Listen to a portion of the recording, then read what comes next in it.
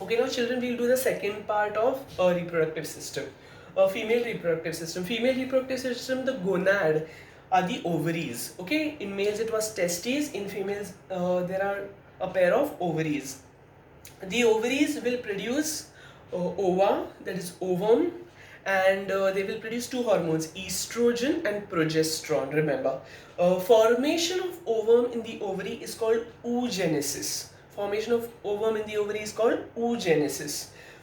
In the ovary, if you do a cut section of the ovary, you will see many follicles in different stages of development. But remember, children, out of so many follicles, only one follicle matures, and that one matured follicle is called Graafian follicle. Okay, so only one follicle matures, that is called Graafian follicle. Therefore, remember, children, from one ovary, only one ovum can be released out. Okay, because only one follicle matures. That matured follicle is called Graafian follicle.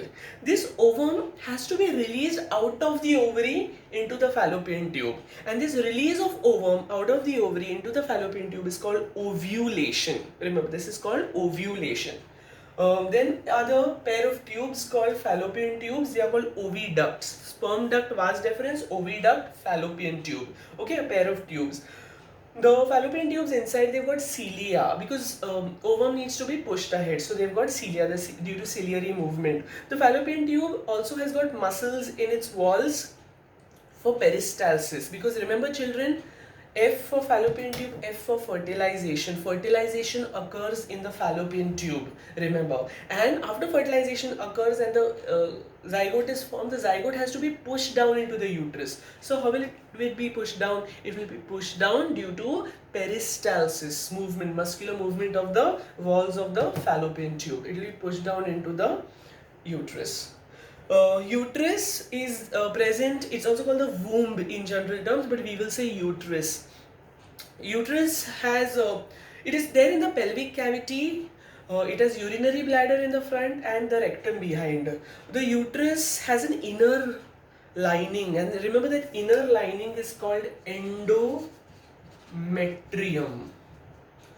Okay, the uterus has a lower part called cervix. You must have heard of cervical cancer. So the cervix, and the cervix widens during normal delivery, during parturition. So the uterus, what is the use of the uterus? Remember, children, it is the endometrium whose blood vessels are going to rupture during menstruation. And another thing is that the entire development of the fetus, okay, right from the zygote stage up to the fetus, the gestation period, entire development occurs in the uterus. Remember, the zygote has to go and stick to the wall of the uterus, that it has to stick to the endometrium and it will get nutrition from here. Okay, so that is the use of the uterus. Uterus is muscular also, it has muscles which contract during parturition, during delivery. Vagina. Just like penis was the male copulatory organ, vagina is the female copulatory organ. The vagina has three important functions: entry of the penis during sexual intercourse, thereby allowing the entry of the sperms or the semen.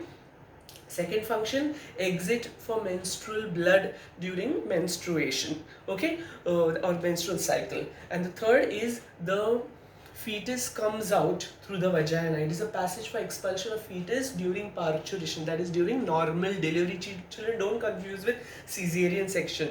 Okay, in cesarean it is not through vagina, it is through there's a cut in the uterus itself. So three functions of vagina: entry of semen, exit of menstrual blood, and exit of the fetus during normal delivery. The vagina has a slight incomplete covering over it, and that's called hymen, remember. Okay, external female genitalia is called vulva.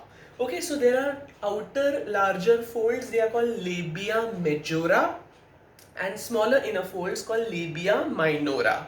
Okay, so vulva has labia majora and labia minora. It also has an erectile organ. Just like the penis was erectile organ in the male, there is an erectile organ in the female, and it's called clitoris or clitoris. You can pronounce it anyways. So clitoris or clitoris, that is the female erectile organ. Okay, now we're going to study menstrual cycle. Menstrual cycle is a series of reproductive changes which occurs in the female. Okay, it occurs in the ovaries and the uterus. Okay, every month the menstrual cycle, 28 days, approximately 28 days is the duration. These are all theoretical values, huh, children. 28 days, the value of is the duration of menstrual cycle. For the first time when a female gets her menstrual cycle or a periods in her life, that is called menarche, around the age of 13 years. Again, I'm saying, children, these are all theoretical values. Around the age of 13 years, first time she gets a menstrual cycle. Onset of menstrual cycle is called menarche. And around the age of 45 to 50 years, the menstrual cycle permanently stops in a female. So this is called menopause. The permanent stoppage of menstrual cycle is called menopause. Now, 28 days menstrual cycle has 4 phases. In the first phase, what happens is the endometrium, the blood vessels rupture, the lining of the endometrium comes out through the vagina. This is called menstrual phase or menstruation. Okay, it lasts for around 3 to 5 days. The day she bleeds, the day she gets her first bleeding, that is the first day of the cycle. So the day she gets her bleeding is the first day of the menstrual cycle. So 3 to 5 days approximately is the menstrual phase. Then there is follicular phase. In the ovary, there is development of follicles which are going to release hormones, especially estrogen, which is going to stop the bleeding. So follicular phase, there is development of the follicle. Third is ovulatory phase. In both these phases, especially in the second phase, FSH hormone is dominant.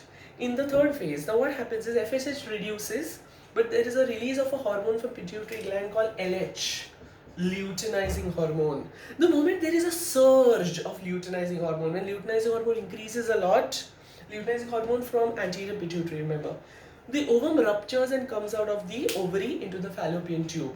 Okay, this is follicular phase is 6th to 13th day, again theoretical value. 14th day, that is mid-cycle. Okay, approximately mid-cycle, 28 days means 14th day is the ovulatory phase. Okay, mid-cycle, ovulatory phase. So ovum is released into the fallopian tube. Now, ovum is in the fallopian tube. So the follicular cells under the influence of LH get converted into a yellow colored mass, yellow colored tissue. This is called corpus luteum. Very important, children. Okay. I'll repeat it again. Once ovum is released, the follicular cells in the ovary are converted into a yellow colored tissue, a yellow colored mass called corpus luteum. Corpus luteum is going to release hormone progesterone, which is going to prepare the uterus for pregnancy. Because there is formation of corpus luteum, it is called luteal phase. Now, children, if fertilization occurs or if conception occurs, okay, level of progesterone will be very high, kab tak, till 9 months of pregnancy, and therefore because the uterus becomes thick, progesterone does what? It prepares uterus for pregnancy. It makes it thick, increases glandular supply, increases blood supply. Okay, so she will not bleed for 9 months. So remember, children, during pregnancy, 9 months her menstrual cycle she won't have a menstrual cycle for the 9 months. Okay, so a temporary cessation of menstrual cycle occurs in pregnancy due to high level of progesterone. If there is no pregnancy, no fertilization, no conception, then the level of progesterone decreases after the 28th day. It starts reducing, and therefore she will, because of low level of progesterone, the blood vessels rupture and she will start bleeding. So she will get her next cycle. I hope you've understood menstrual cycle properly. Please go through the diagrams and read menstrual cycle. It's very important. Okay.